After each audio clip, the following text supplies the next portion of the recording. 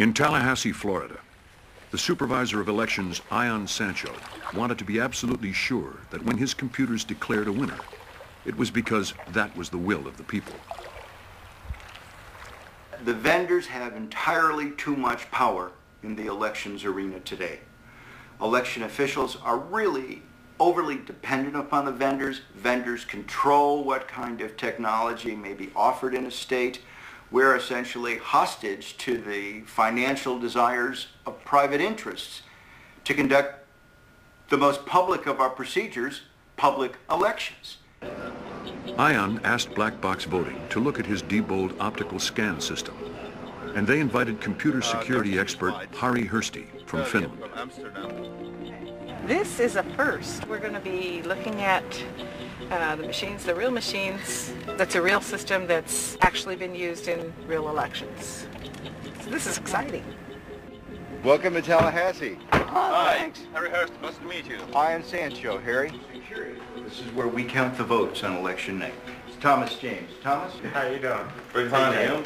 One of the things that the vendor told us was that people would not be able to access this, that every time you entered into the system, that the system would record that. Dr. Hugh Thompson and Harry Hursti believed that they could change vote totals without being caught. Hugh tried hacking GEMS, the computer's vote counting program. He used an election held at a local high school. Nadia Smith had come in second with 322 votes. They decided to make her the winner.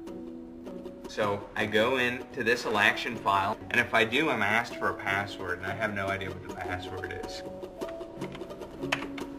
But Hugh had written a program that automatically looked for Nadia's vote total and then changed it to 5,000. When they called up the results page, Nadia had won, but the computer showed no evidence of fraud. It does give me great concern over the failure of the system to realize that you can slide by and come around through another direction and bypass the password. But Hugh could have been caught if the final totals on GEMS were checked against the original printed out results.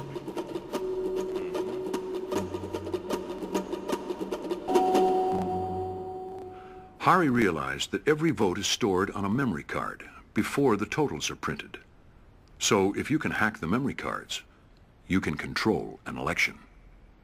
The reliability has to be very close to the source of the information. In that environment, the only possibility was the memory card.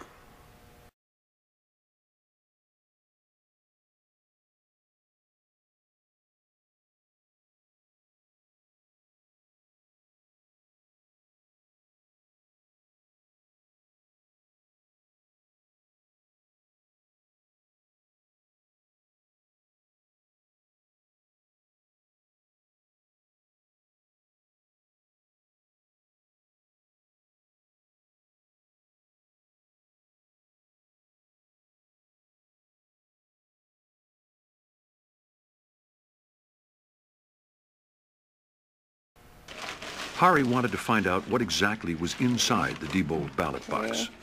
And so he bought a memory card reader off the internet.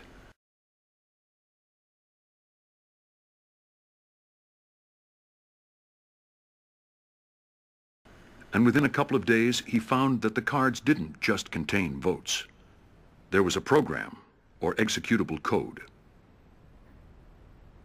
Well, if someone would have told me that in this system there is a living thing, an executable, modifiable program stored in the same place as the very data which is the most secure in this system, I would say you have to be misunderstanding something, crazy or lying.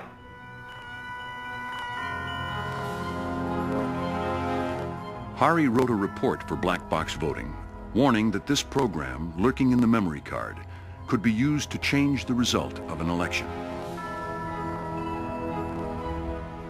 What happened after that was that Diebold basically dismissed and stonewalled the report. Diebold sent letters to officials across America denying that there was any executable code on the memory cards. Back in Cuyahoga County, Ohio, home of the infamous recount, the chair of the Board of Elections, Bob Bennett, was on the brink of investing $20 million in Diebold systems. It's a standalone system. Votes are encrypted, so if anyone tries to tamper with those election results, it immediately shuts down the system.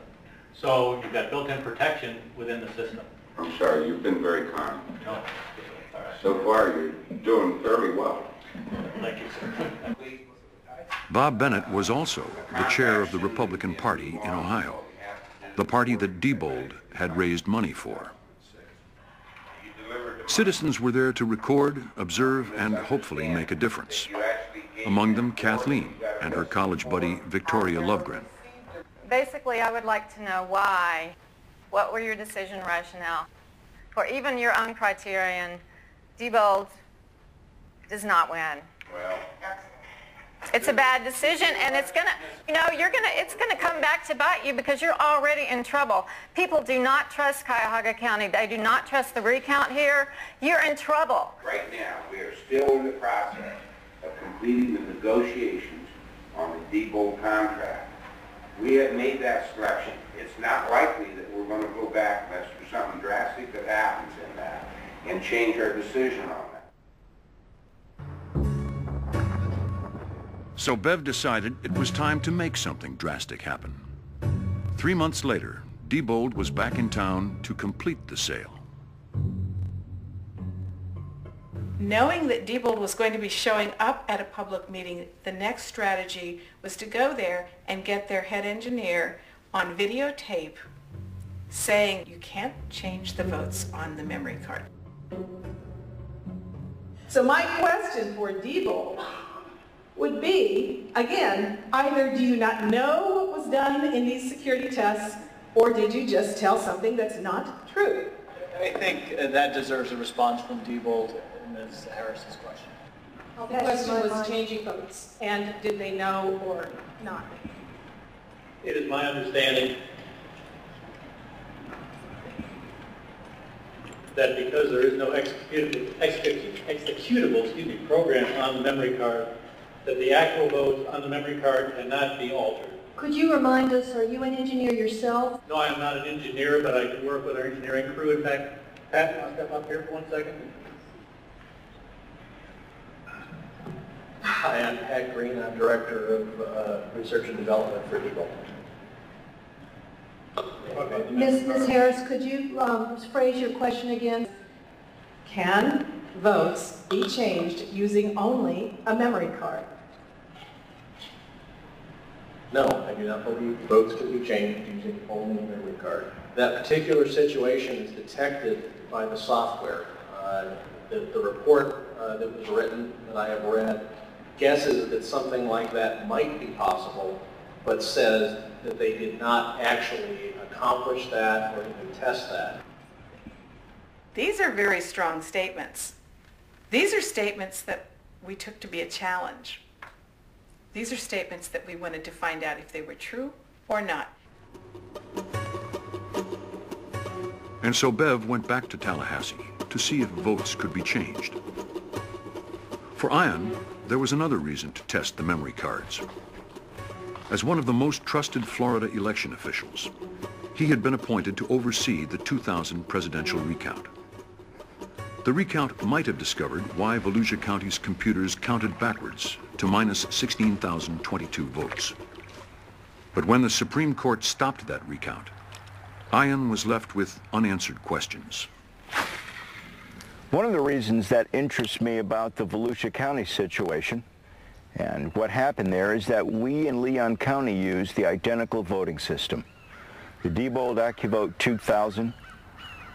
And in the 17 years that I've been an election administrator, my experience is that that kind of subtraction cannot occur accidentally. Someone consciously tried to affect that computer system and consciously tried to perpetuate a fraud, to steal votes.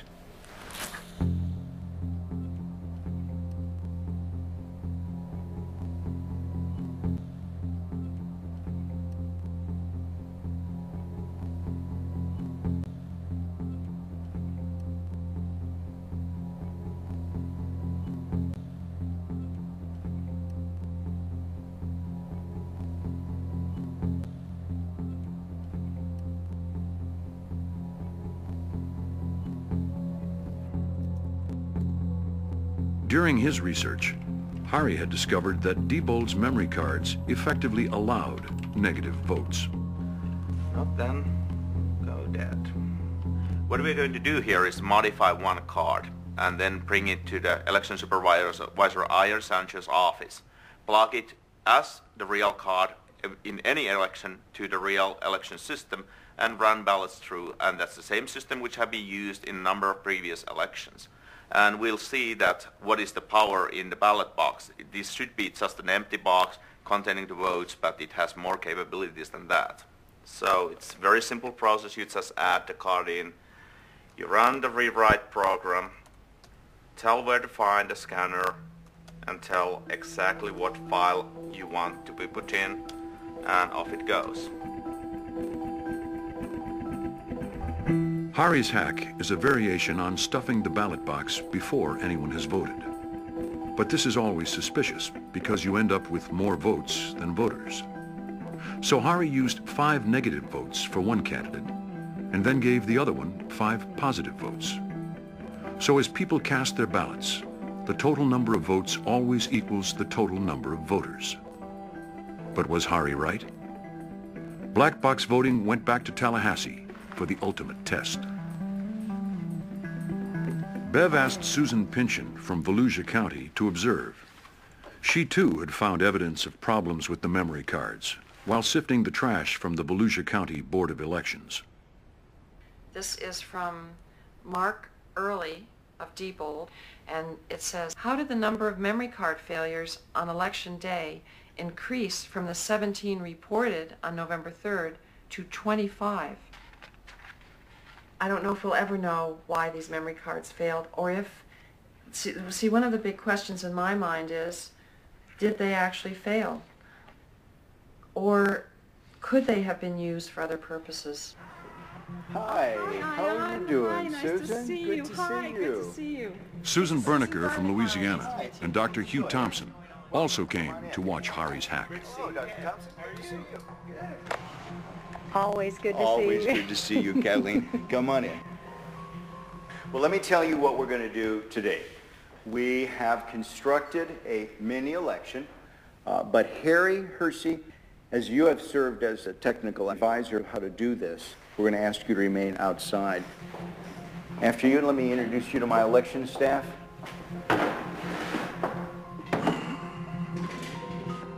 To ensure that we've not prepared some sort of a device that has been pre-rigged, pick the number, and then we'll grab that unit, and that will be the device that we will count the ballots on. I just feel like this is the one. Okay, and the winner is unit 15191. 5191.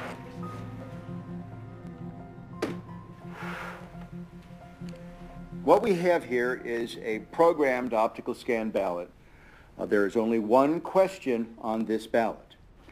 Can the votes on the Diebold system be hacked using the memory card? I have only touched the memory card, not the other parts of the Diebold election system, which is going to be used today. Only the memory card. And I can certainly speak for myself and Harry, and that we're going to vote yes. All right, then let's have the rest of us vote no. 2 individuals, Hugh and Harry, will be voting yes. The rest of us will be voting no. And then we'll scrutinize the ballots afterwards to ensure that that is indeed the mark. I will say that I'm wrong and Diebold is right, and I'm going to say no, they cannot be hacked. It's impossible. So I vote no. I'm going to film myself voting. Excuse me. I'm going to mark this ballot no.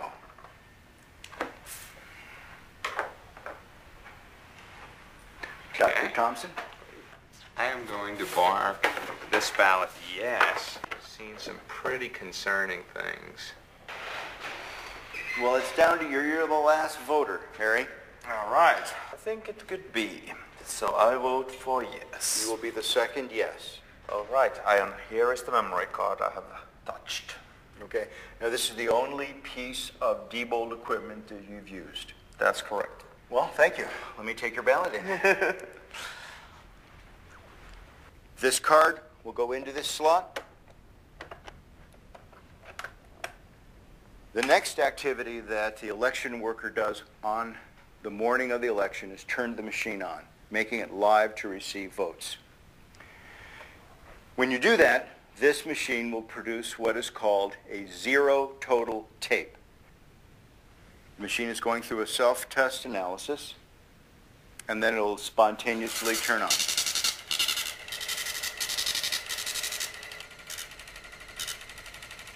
This is Harry's card that is telling us that there are 0 votes stored in the memory. Okay, let me get the ballots. Let's insert a yes ballot. We're going to put in another no. 7.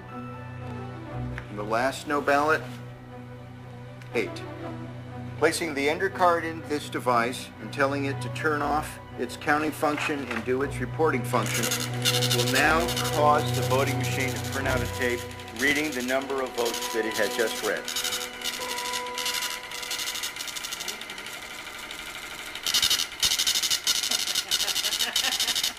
Oh my. Oh no! What is it? What is it? 7 yes, 1 no. Oh my God! Oh my gosh! Let me see. Here's the tape. 7 people said it could be hacked. And we put through 6 and 2. 6 no's no's and 2 2 yeses. yeses. Oh my gosh, do you know what this means? How do we know that Hari didn't just change the report and the votes themselves on the memory card are still correct? If that was the case, when they go into GEMS, the results would be different, isn't that right? I mean, the only way to know that is to read them into GEMS and to check the vote totals. See what GEMS says. So should we do that? I think we should, because I want to confirm for my own analysis, is this just a superficial Right, that's a good hack? In other words, question. did we just change the words on this paper? And we will upload this memory card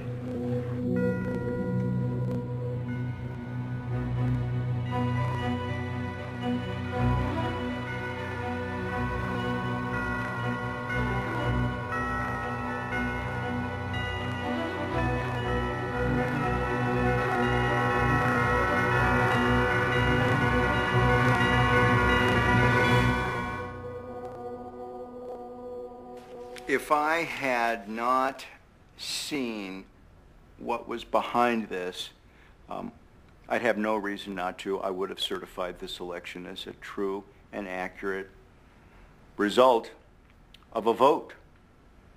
Susan, what does this mean to you? It makes me cry. I'm sorry, but it does. Why? Why? There's so many reasons. The reasons because there are people out there who are giving their lives to try to make our elections secure, and they're being called conspiracy theorists and technophobes, and these vendors are lying and saying that everything's all right, and it's not all right. And I'm crying because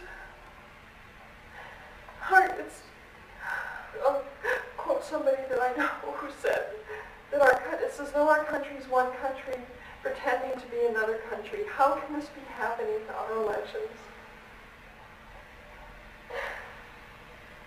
This really does affect me.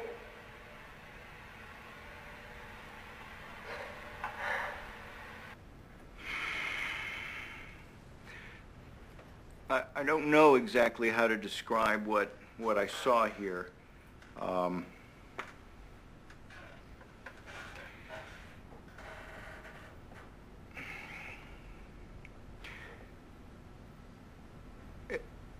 I I think we, as election officials, need to be a little bit more demanding from the vendors as to the technical specifications of this equipment. The vendors are driving the process of voting technology in the United States. I would much rather, at this point, I think, focus on allowing citizens to select technology that satisfies their needs.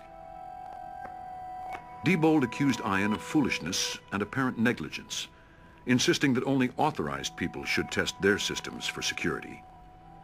They said that the hack was equivalent to leaving your car unlocked, with the windows down and keys left in the ignition. But scientists at Berkeley University later confirmed Hari's findings. They discovered a further 16 security flaws in Diebold's touchscreen machines. ES&S and Sequoia claimed their systems were safe, and Diebold maintains that they have upgraded their software to make it even more secure. They also insist that their electronic voting systems are still more accurate than their predecessors. But now, everyone is asking, why can votes be altered without leaving a trace?